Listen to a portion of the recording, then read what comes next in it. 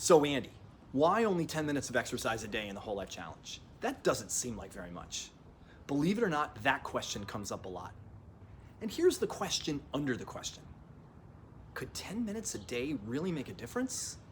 Can that get me the results I want? Can that get me where I want to go? It's a good question. We thought long and hard about the 10-minute rule in the challenge when we created it.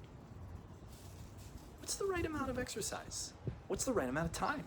How much is enough? How much is too much? What's the behavior we're really trying to reward? Should there be an intensity or a heart rate component? And what about the number of steps? So many options, right? The more we thought about it, the more we kept coming back to this. A daily 10-minute practice is the foundation. It's the foundation of establishing a daily practice, a habit. It's not the answer or the end point for everything related to your health and fitness. It's not supposed to be. But it's enough to get you out of bed and get moving. It's enough to make you feel like you did something when you're done. It's enough to shift your energy on a busy day when you don't have time for more. It's enough to have you feel like you experienced fun or play or nature. It's even enough to leave you feeling sore the next day. Let's look at the numbers really quick, because guess what? 10 minutes adds up. 10 minutes a day, every day, 7 days a week. After 30 days, that's 300 minutes. That's 5 hours of exercise. If you take that out over a year, you've got 60 hours of exercise. 60 hours of exercise, of doing something you probably wouldn't have done otherwise. That would be like working out every day for 30 minutes for 4 straight months. You think that wouldn't matter? Or exercising every day for 7 days, 7.5 days for 8 hours a day. So I'd say yes, 10 minutes adds up, and it can amount to something really significant over time. So when it comes to establishing this daily practice, there are 3 reasons why I think 10 minutes works. Number 1, doability. 10 minutes feels like it's doable, especially on the days that you don't think you have time or you don't feel like it. Think about it. How do you say to yourself with a straight face that you don't have time to work out for 10 minutes? Or you don't have the energy to work out for 10 minutes? Most of the time, you can't really convince yourself of that, which means, guess what? If it's only 10 minutes, you'll be more likely to actually do it. And that's what we're going for, right? Number 2, intensity. 10 minutes is short enough that you can engage with more intensity.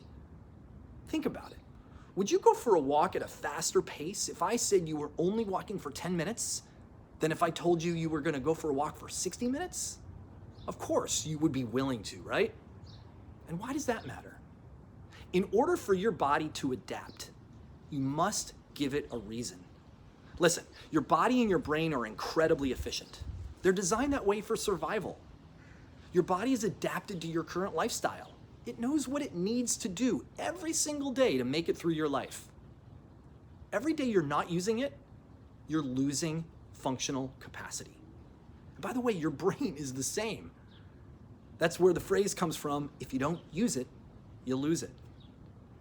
So in your physical training, if you don't give your body a reason to adapt to something, then it most surely won't.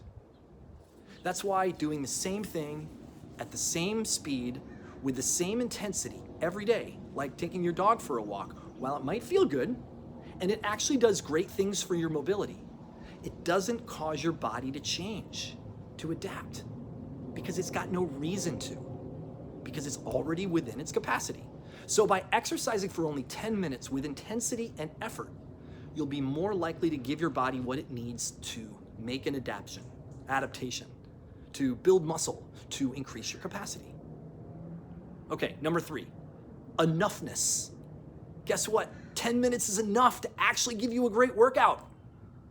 Wait, so you've probably thought, like I used to, that to get a really great workout in, you've got to exercise for at least 30 minutes, but preferably 60.